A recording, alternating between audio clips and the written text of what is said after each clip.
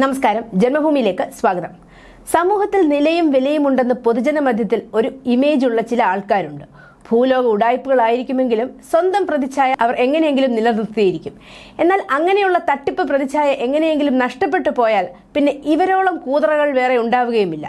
ഞാൻ കുമ്പിടിയല്ലടാ ശശി, പാലാരിവട്ടം ശശി എന്ന് നന്ദനം സിനിമയിൽ ജഗതി ചേട്ടൻ പറയുന്ന പോലെ, അതുപോലെ തന്നെ ഹാലിളകിയിരിക്കുകയാണ് തിരുവനന്തപുരത്തെ ഒരു കുമ്പിടിക്ക്.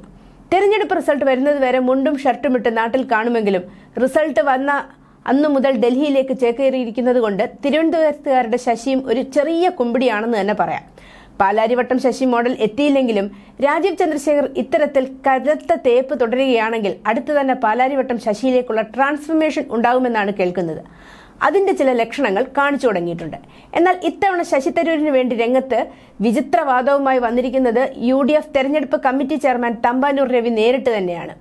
ശശി തരൂരിനെതിരെ BJP ഗുണ്ടകളെ ഇറക്കാൻ പോകുന്നു എന്നാണ് രവിയുടെ ആരോപണം. സിനിമയിൽ അഭിനയിക്കാൻ പോയാൽ നല്ല കോമഡി നടനാകാൻ സാധ്യതയുള്ള ഒരു വ്യക്തിയാണ് തമ്പാനൂർ രവി എന്ന് മാത്രമേ പറയാനുള്ളൂ. തിരുവനന്തപുരത്തുകാരുടെ ശശി തരൂരിനെ നേരിടാൻ BJPക്ക് ഗുണ്ടകളുടെ സഹായം ആവശ്യമുണ്ട് എന്ന പരാതി അത് തമ്പാനൂർ രവിക്ക് വേണ്ടി എഴുതി കൊടുത്ത കോൺഗ്രസ് പ്രവർത്തകന് പോലും ചിരിക്കാതെ എഴുതാൻ കഴിഞ്ഞിരിക്കും എന്ന് തോന്നുന്നില്ല. എന്നാൽ പരാതി നൽകി എന്നത് സത്യമാണ്. ഇലക്ടറൽ ഓഫീസർക്കും ജില്ലാ കളക്ടർക്കും പോലീസ് മേധാവിക്കും പരാതി നൽകി എന്നാണ് പുറത്തുവരുന്ന വിവരം.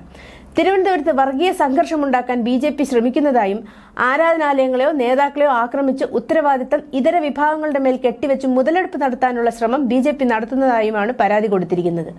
തോൽവി മണക്കുന്ന കോൺഗ്രസ് കള്ള ആരോപണം ഉന്നയിക്കുന്നത് മനസ്സിലാക്കാം. എന്നാൽ ഇതോടെ ഒരു വിദ്യാഭ്യാസമുള്ള മനുഷ്യൻ എന്ന നിലയിൽ തരൂരിനെ കുറിച്ച് നാട്ടുകാർക്ക് അല്പം ബഹുമാനം ഉള്ളത് നഷ്ടപ്പെടുന്നതിലേക്കാണ് കാര്യങ്ങൾ പോകുന്നത്.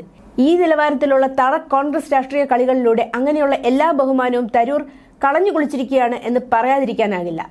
NDA സ്ഥാനാർത്ഥി രാജീവ് ചന്ദ്രശേഖറിനെതിരെ വ്യാജ ആരോപണം ഉന്നയിച്ചതിന് ശശി തരൂരിനെതിരെ കേരള പോലീസ് കേസെടുത്ത ദിവസമാണ് പുതിയ ആരോപണവുമായി പരാതി നൽകിയിരിക്കുന്നത്.